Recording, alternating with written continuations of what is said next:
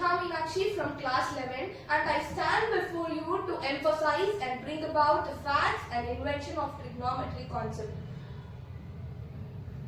Have you ever wondered, whenever you learn trigonometry, you often feel bored and frustrated, right? And the questions like, who discovered this, why should I learn this, and where should I apply this pops inside your head, isn't it? This presentation reveals the answer for those queries. And let us dive into the mysterious world of trigonometry.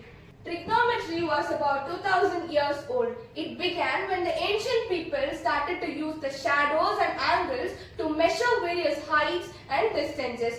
Do you think that trigonometry was discovered by a single person?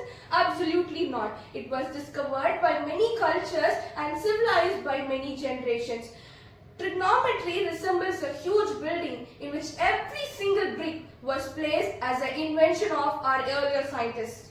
We can see that the lands were measured and the trigonometrical problems were solved by early Egyptians and Babylonians by using the ratios of triangles.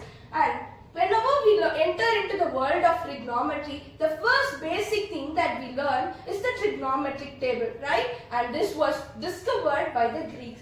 All these trigonometric ideas were collectively preserved and translated by the Arab scholars, and the modern trigonometry that we learn today was finally provided by the Europeans. As I already told you, the first trigonometric table was discovered by Greeks, and that was especially done by the father of trigonometry, the Greek astronomer and mathematician Hipparchus, whose ideas were revolutionary for astronomy as well as geometry. The right angle triangle and the trigonometry. Basically from our lower classes, we have learned three types of angles: acute angle, obtuse angle and right angle. But the trigonometry is always connected with the right angle triangle because the 90-degree present in this triangle gives a predictable relationship between the sides and the angles. The 90-degree present in this triangle helps us to calculate the longest side, which is known as the hypotenuse, and the other two shorter sides known as the base and height of the triangle. Once the structure is fixed, the ratios stay constant, and that's how we are able to calculate the sine theta, cos theta and tan theta of a triangle. This right angle triangle also helps us to make use of the Pythagoras theorem, that is a square plus b square is equal to c square, and that's how we make the mathematical calculations easily. Have you ever wondered how simple shadows secretly forms right angle triangles? And what if I tell you that the ancient scientists used this method to find out new concept of trigonometry? Of course, when light hits a vertical object, its shadow falls on the ground. The shadow along with the object forms 90 degree, and that's how we naturally get the right angle triangle. The relationship between the trigonometry and the right angle triangle is just like brick and cement.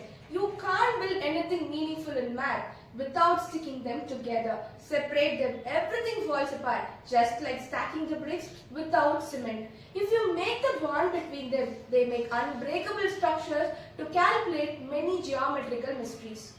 The trigonometric ratios like sine, cosine and tangent are the three nosy neighbors of a triangle, always poking around to find who is shortest, who is longest and who is leading at what angle. Would you believe that if I tell the word sine was actually derived from the translational mistake?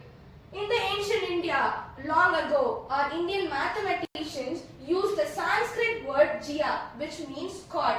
When the Arabs translated this, they actually converted it into jiba. As it does not contain any vowels, the text was next shifted to the Latin translator, who misread it as sinus, which means curve, bay or fold. So from the word sinus, the English term sine was born. Surprisingly, sine actually means half chord of a circle in geometry. Among the trigonometric ratios, the mathematicians first discovered sine, and the cosine was discovered as a complementary of sine.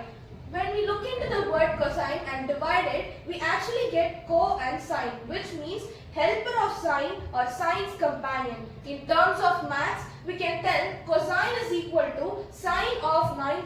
minus theta. The next ratio is tangent.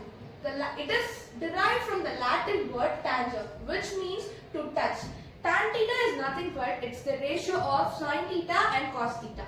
Let's see how trigonometry plays a major role in our day-to-day life. It helps in building the ancient structure. It helps in navigation and sea travel. It also helps in improving our astronomy, and it also helps us to make the maths accurate. It also enhances the engineering and architecture. In a nutshell, trigonometry gives a new way of seeing patterns in the world. Trigonometry proves that even invisible ideas can create practical solutions. Trigonometry is a bridge between the discoveries and innovations. As long as we keep exploring, it still continues. The discovery of trigonometry laid the foundation. Its function built the future. Let's take the legacy and move forward. Thanks for watching.